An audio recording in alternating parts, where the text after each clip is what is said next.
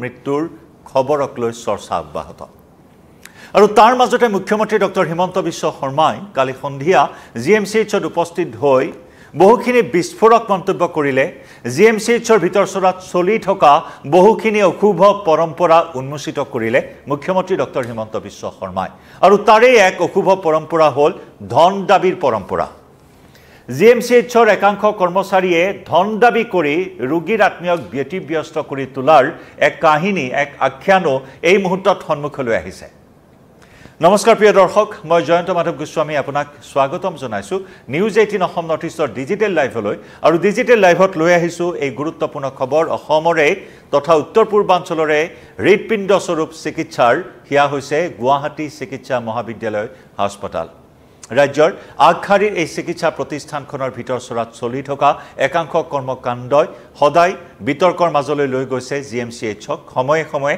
বিতৰ্কৰ সৃষ্টি কৰিছে সময়ে সময়ে সংবাদ শিৰোনাম দখল কৰিছে এই বিতৰ্কই কেতিয়াবা তেজৰ দালালৰ দৌৰাত্ম কেতিয়াবা চিকিৎসক কৰ্মচাৰীৰ দুৰ্ব্যৱহাৰ কেতিয়াবা নৱজাতক অপহৰণ নৱজাতক চুৰিৰ দৰে ঘটনা নৱজাতকৰ কক্ষত জুই লগাৰ দৰে ঘটনা নৱজাতক কুকুৰে ভক্ষণ কৰাৰ দৰে ঘটনা আৰু এইবাৰ যেন সকলো সীমা চেৰাই গৈ একেখন বিছনাত চিকিৎসাধীন হৈ থকা চাৰিটাকৈ শিশু হৰি পৰাৰ দৰে ঘটনা য'ত নেকি এটি কন্যা শিশুৱে প্ৰাণ হেৰুৱাবলগীয়া হোৱাৰ দৰে লজ্জাজনক দুৰ্ভাগ্যজনক ঘটনাই জোকাৰি গ'ল জিএমচিএইচকে ধৰি সমগ্ৰ ৰাজ্য আৰু যাক লৈ মুখ্যমন্ত্ৰীগৰাকীয়ে কালি তীব্ৰ প্ৰতিক্ৰিয়া প্ৰকাশ কৰি গভীৰ দুখ প্ৰকাশ কৰাৰ লগতে মুখ্যমন্ত্ৰীয়ে ক'লে যে ভাষা নোহোৱাকৈ তেওঁ লাজ পাইছে এই সমগ্ৰ ঘটনাটোত যথেষ্ট লাজ পাইছে নিজকে যথেষ্ট লাজ পোৱাৰ কথা উল্লেখ কৰিলে মুখ্যমন্ত্ৰীগৰাকীয়ে লগতে ক'লে এয়া সম্পূৰ্ণ নেগলিজেন্স সম্পূৰ্ণ গাফিলতিৰ বাবে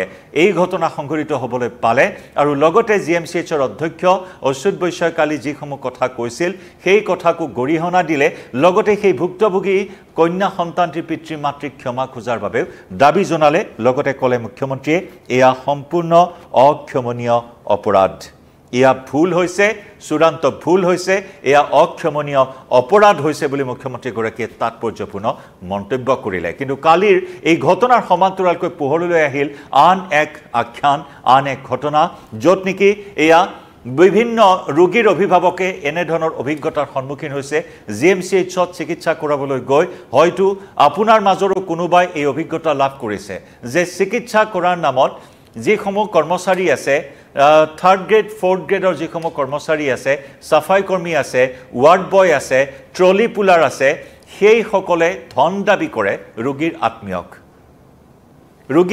ধন দাবী কৰাৰ আকৌ এক অভিযোগ উত্থাপন হৈছে জিএমচিএইচত শিশুৰ মৃত্যুৰ ঘটনাৰ পিছত নৱজাতকৰ মৃত্যুৰ ঘটনাৰ পিছত একাংশই কালি মুখ্যমন্ত্ৰীগৰাকী জিএমচিএইচত ঘটনাৰ বুজ ল'বলৈ যোৱাৰ সময়ত তীব্ৰ প্ৰতিক্ৰিয়া প্ৰকাশ কৰিছে আৰু যাক লৈ নেকি মুখ্যমন্ত্ৰীয়ে কঠোৰ নিৰ্দেশনা দিছিল আৰু মুখ্যমন্ত্ৰীৰ কঠোৰ নিৰ্দেশনাৰ পাছত ডাঙৰ খবৰ আমি জনাইছো যে মুখ্যমন্ত্ৰীৰ নিৰ্দেশত 11 জনক আটক কৰা হৈছে এই ধন দাবীৰ পৰম্পৰা উৎকোচ বিচৰাৰ পৰম্পৰাৰ লগত জড়িত একাংশ কৰ্মচাৰীক আটক কৰা হৈছে মুখ্যমন্ত্ৰীৰ কঠোৰ নিৰ্দেশৰ পাছত জিএমচিএইচত নিশা ডিচিপি মৃণাল ডেকাৰ নেতৃত্বত অভিযান চলাই 11 গৰাকী পুৰুষ মহিলা কৰ্মচাৰীক আটক কৰা হৈছে আৰু তেওঁলোকক সোধা পোছা কৰা হৈছে যে কিহৰ ভিত্তিত তেওঁলোকে ধন দাবী কৰে ৰোগীৰ আত্মীয়ক সন্তান জন্ম হ'লেই তাৰে সুযোগ লয় আৰু তাৰ পৰাই ধন দাবী কৰে সাধাৰণতে জিএমচিএইচত দুখীয়া নিচলা শ্ৰেণীৰ লোকসকলে চিকিৎসাৰ বাবে যায় প্ৰসূতিসকলক ভৰ্তি কৰোৱায়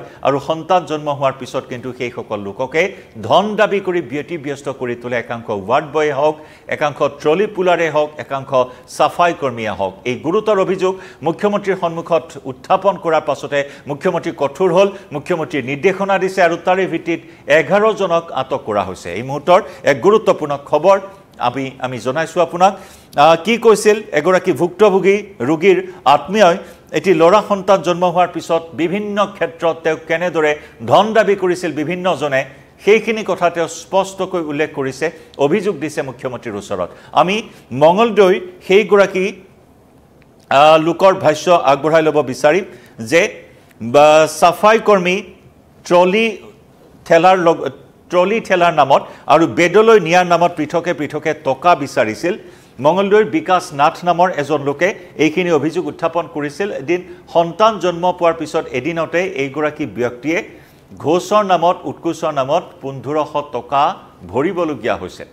কি কৈছিল বিকাশ নাথে মুখ্যমন্ত্ৰীৰ সন্মুখত আৰু সংবাদ মাধ্যমৰ সন্মুখত সেইখিনি কথা আগবঢ়াইছো চাওক। ফিৰ কাৰণে অহা যায়, অহাৰ পিছত ইয়াতে মানে পেচেণ্টটো বাচ্চা জন্ম পোৱাৰ পিছত মানে যিখিনি কৰ্মচাৰী থাকে তেওঁলোকক মানে 10 টকা 20 টকা দিলে নহয়, মানে কিবা এটা চাহ খাব দিলে নহয়, তেওঁলোকে দাবী কৰে, মানে এনেকুৱাকৈ দাবী কৰে 500,000 টকা দাবী কৰে। মই যোৱাকালি 4:23 মোৰ বাচ্চা এটা জন্ম পাইছে, তেতিয়া মই মোক মাতিলে অতিমুখলৈকে বাচ্চা ল'বৰ কাৰণে। তেতিয়া মই গ'লোঁ, যোৱাৰ পিছত তেওঁলোকে ক'লে আপুনি হেৰি কৰক, আমাক চাহ খাবলৈ কিবা এটা দিয়ক। তেতিয়া মই 50 টকা এটা ওলাই দিছিলোঁ। তেতিয়া ক'লে 50 টকা দি নহয়, এই 10-12টামান মানুহ আছোঁ, মই কেনেকৈ দিম। তেতিয়া মই ক'লোঁ বাইদেউ এনেকুৱা কথা, মই হ'লোঁ দুখীয়া ঘৰৰ ল'ৰা দেখি মই 50 টকা এটা দিছোঁ, আপোনালোকে এইটোকে বহুত বুলি লওক। তেতিয়া কৈছে আপুনি 500 টকা এটা দি দিয়ক। তেতিয়া মই দি দিলোঁ। দিয়াৰ পিছত সেইখিনি শেষ হোৱাৰ পিছত আকৌ মোক ওপৰত বেড কৰিলে। বেড কৰাত তেতিয়া মোক বেডত লৈ গ'ল, লৈ যাই ট্ৰলি প্লেয়াৰে মোক ক'লে চাহ খাব কিবা এটা দিয়া। তেতিয়া মই 20 টকা এটা দিছিলোঁ প্ৰথম। 20 টকাটোত মান্তি নহয়, তেওঁলোকে মান্তি নহয়। মই ক'লোঁ কিমান দিব লাগে কওকচোন বুলি কওঁতে তেওঁলোকে কৈছে 100 টকা এটা দিয়ক। 100 টকাটো ল'লে। লোৱাৰ পিছত মোক যে বেড দিয়াৰ বিয়া শেষ হোৱাৰ পিছত ৱাৰ্ড বয় এটা মানে এই বাথৰুম চাফা কৰা মাইকী এজনী আছিলে, তেওঁ ক'লে চাহ খাব একো নিদিয়া নেকি, ল'ৰা সন্তান এটা পাইছে। মই ক'লোঁ বাইদেউ ল'ৰা সন্তানটো পাইছোঁ হয়, মই খুজি পোৱা নাই, মোক ভগৱানে দিছে, মই ভগৱানে দিওঁতে পাইছোঁ, মই নিজে খুজি লোৱা বস্তু নহয় এইটো। তেতিয়া মই সেনেকৈ কৈ পেলাই তেওঁক 20 টকা এটা দিছিলোঁ। তেওঁ 20 টকাটোত মান্তি নহয়, তেওঁকো 100 টকা দিছোঁ। মোৰ কালি টোটেল মানে বাপা জন্ম পোৱাৰ নামত টকা 1500 টকা মোৰ বিলাওঁতে গৈছে, মানে কৰ্মচাৰীক দিয়াৰ নামত গৈছে। তেতিয়া আজি CM ছাৰক ক'লোঁ, CM ছাৰে ষ্টেটমেণ্ট ল'ব দিছে ইয়াতে থানাত। ষ্টেটমেণ্ট ল'লে, এতিয়া কি কৰে ষ্টেটমেণ্ট। আৰু সেয়া আপোনালোকে শুনিলে বিকাশ নাথ নামৰ এগৰাকী লোকে কেনেধৰণে ব্যতিব্যস্ত হ'বলগীয়া হৈছিল হাৰাশাস্তি, এক কথাত হাৰাশাস্তিৰ সন্মুখীন হ'বলগীয়া হৈছিল সন্তান জন্ম দিয়াৰ বিনিময়ত। এনেদৰে টকা উৎকোচ ধন দাবী দৰে অশুভ পৰম্পৰা একাংশ কৰ্মচাৰীয়ে GMCHত আজি দীৰ্ঘদিনৰ পৰা চলাই আহিছে। কিন্তু এইসমূহ দেখিও নেদেখাৰ ভাওজুৰি আছিল নেকি আজি অতদিনে GMCH কৰ্তৃপক্ষই ইয়াকে লৈ প্ৰতিক্ৰিয়াৰ সৃষ্টি হৈছে। প্ৰিয় দৰ্শক, যিসমূহ আমাৰ সৈতে এই মুহূৰ্তত লাইভত সংযুক্ত হৈ আছে, আপোনাৰ মাজৰ পৰা কোনোবাই এনেকুৱা ধৰণৰ অভিজ্ঞতাৰ সন্মুখীন হৈছে নেকি GMCHত নতুবা চৰকাৰী কোনো চিকিৎসালয়ত, সেই কথাও জনাব পাৰে কমেণ্ট ছেকশ্যনত। বা এইসমূহ যি কুসংস্কাৰ চলি আহিছে চিকিৎসাৰ নামত GMCHৰ দৰে এখন আগশাৰী চিকিৎসা প্ৰতিষ্ঠানত, ইয়াৰ সংস্কাৰৰ ক্ষেত্ৰত আপুনি কি ভাবে, কি কৰাটো উচিত? GMCH কৰ্তৃপক্ষই চকুমুদা কুলিৰ ভাও জুৰি আছে নেকি? মুখ্যমন্ত্ৰীগৰাকী উপস্থিত হোৱাৰ পিছত উন্মোচিত হ'ল এই ধৰণৰ আন এক কাণ্ড, য'ত নেকি 500 টকা দাবী কৰে, কোনোবাই 1000 টকা দাবী কৰে, 50 টকা দিলেও তাত ল'বলৈ মান্তি নহয়, 20 টকা দিলেও সেয়া মান্তি নহয়, দাবী কৰে কোনোবাই 100, কোনোবাই 500। মুঠৰ ওপৰত এনেদৰে হাৰাশাস্তিৰ সন্মুখীন হ'বলগীয়া হৈছে ৰোগীৰ অভিভাৱক, ৰোগীৰ আত্মীয়ই। গতিকে ঘোষ লোৱা কাণ্ডত এই যিসকল জড়িত আছে তাক গ্ৰেপ্তাৰৰ নিৰ্দেশ দিছে মুখ্যমন্ত্ৰীগৰাকীয়ে। অভিযোগৰ পিছতে মুখ্যমন্ত্ৰীৰ নিৰ্দেশনত লোকজনৰ ভাষ্য ইতিমধ্যে DCP মৃণাল ডেকাই সংগ্ৰহ কৰিছে, ষ্টেটমেণ্ট গ্ৰহণ কৰিছে আৰক্ষীয়ে। গতিকে তেনেস্থলত মুখ্যমন্ত্ৰীৰ নিৰ্দেশৰ পিছত কঠোৰ হৈছে, অভিযান চলাই 11 অভিযুক্তক ইতিমধ্যে আটক কৰিছে।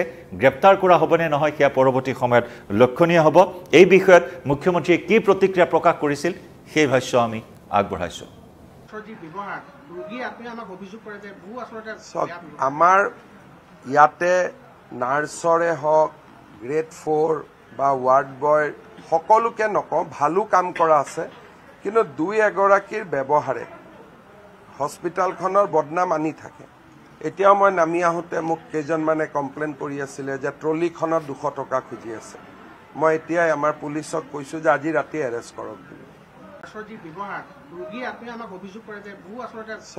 আমাৰ ইয়াতে নাৰ্ছৰে হওক, গ্ৰেড 4 বা ৱাৰ্ড বয় সকলোকে নকওঁ, ভালো কাম কৰা আছে, কিন্তু 2-এগৰাকীৰ ব্যৱহাৰে হস্পিটেলখনৰ বদনাম আনি থাকে। এতিয়াও মই নামি আহোঁতে মোক কেইজনমানে কমপ্লেইন কৰি আছিলে যে ট্ৰলিখনত 200 টকা খুজি আছে। মই এতিয়াই আমাৰ পুলিচক কৈছোঁ যে আজি ৰাতি এৰেষ্ট কৰক বুলি। গতিকে এয়াই হৈছে GMCHৰ ভিতৰ চৰাত চলি থকা এইসমূহ কাহিনী, এইসমূহ আখ্যান।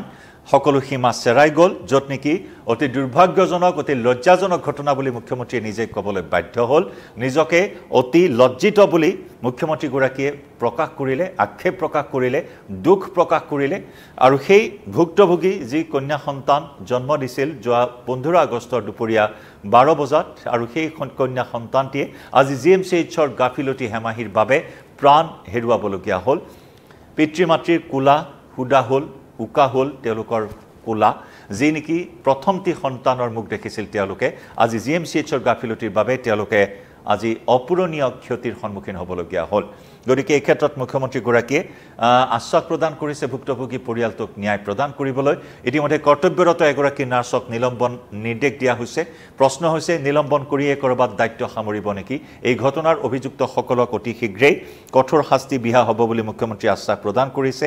৩-৪ দিনৰ ভিতৰত তদন্ত কমিটিৰ প্ৰতিবেদন দাখিলৰ কঠোৰ নিৰ্দেশ দিয়া হৈছে, আৰু 3জনীয়া তদন্ত কমিটিও ইতিমধ্যে মুখ্যমন্ত্ৰীৰ নিৰ্দেশত গঠন কৰা হৈছে GMCH কাণ্ডক লৈ। আমি জনাই যাম প্ৰতিটো আপডেট। এই বিষয়টোত আপুনি কি ভাবে? এই GMCHৰ দৰে এখন আগশাৰীৰ প্ৰতিষ্ঠানত ধন দাবীৰ পৰম্পৰা, উৎকোচ লোৱাৰ পৰম্পৰা, জনাব পাৰে আপোনাৰ মতামত। লাইভৰ পৰা বিদায় লৈছোঁ। নমস্কাৰ।